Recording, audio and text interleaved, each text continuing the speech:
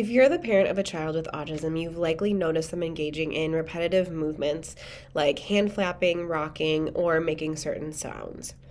These behaviors, known as stimming, often leave parents wondering, should I try to stop this? Is it harmful?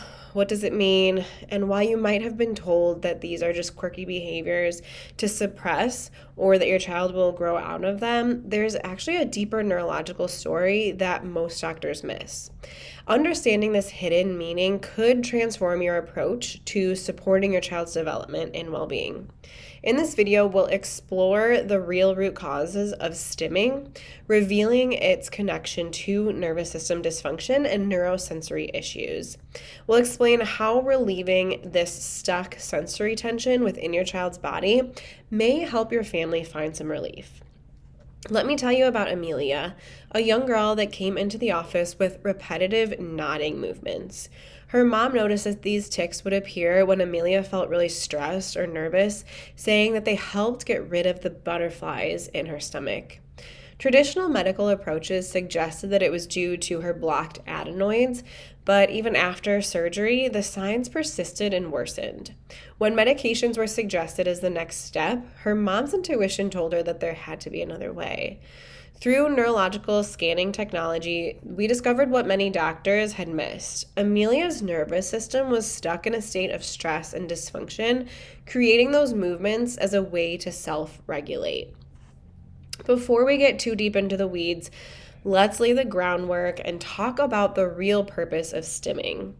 Stimming isn't just a quirk or a behavior to eliminate, it's your child's nervous system attempting to self-regulate. Research shows that 80% of adults with autism report that stimming helps reduce their anxiety and provides essential calming effects. These movements serve as a coping mechanism for an overwhelmed nervous system that is stuck in non-stop sympathetic fight or flight mode. That mode was made for us to get away from danger or to fight it. So when we have all that extra energy and stress, but we can't do anything about it because we're always there and there's nothing really chasing us or anything we need to fight, that's when we do this. If you notice yourself kind of fidgeting a lot more when you're really nervous, that's the same thing. But unfortunately, these kiddos are stuck in that stress so much that they have to get it out somehow. Now that we've covered the groundwork, let's talk about the neurological root causes that lead to stimming. At the core of stimming lies an imbalance in that autonomic nervous system. The sympathetic fight or flight system becomes overactive, while the parasympathetic rest and digest system is underactive. And this imbalance is known as dysautonomia. And this leaves the children stuck in a state of constant stress and sensory overload.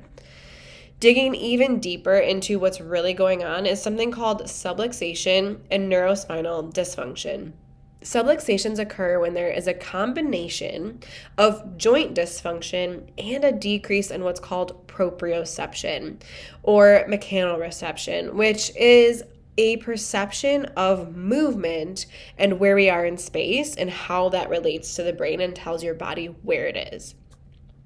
Subluxation reduces this movement stimulation or proprioceptive input into the brain, which is actually calming and regulating. So kids with autism and other neurological challenges compensate via stimming behaviors and movements. So all of that input, their brain is trying to get more of it as well. It needs to know what's going on. Here's how neurologically focused chiropractic care can help. First, let's regulate the sensory processing system. Subluxations, particularly in the upper cervical spine, can interfere with how the brain processes sensory information. This can lead to sensory overload, prompting stimming as a self-soothing response. By removing interference and restoring balance to the nervous system, chiropractic adjustments help the brain process the sensory input more efficiently, reducing the need for stimming. The second thing is that it activates the vagus nerve for a calming response. The vagus nerve plays a key role in activating the body's rest, regulate, and digest functions. When it's not functioning well due to nervous system stress, children can get stuck in a fight or flight mode, leading to increased anxiety and repetitive behaviors. Chiropractic care helps activate that vagus nerve and promote parasympathetic calming responses, which can reduce stress-driven stimming. And the third thing is that it improves emotional behavior regulation.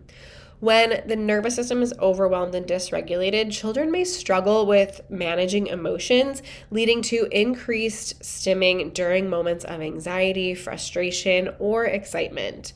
By addressing the root causes of nervous system dysfunction through chiropractic adjustments, this can help improve a child's ability to self-regulate emotionally, potentially leading to fewer or less intense stimming behaviors. While neurologically focused chiropractic care is not aimed at eliminating stimming altogether, it can reduce the frequency and intensity of stimming by addressing the underlying nervous system stress that often contributes to it. Families often report that as their child's nervous system becomes more regulated, they see improvements in sensory processing, emotional balance, and overall quality of life. You can click on the link in our bio on Instagram to learn more about stimming, autism, subluxation, and everything else discussed in this video.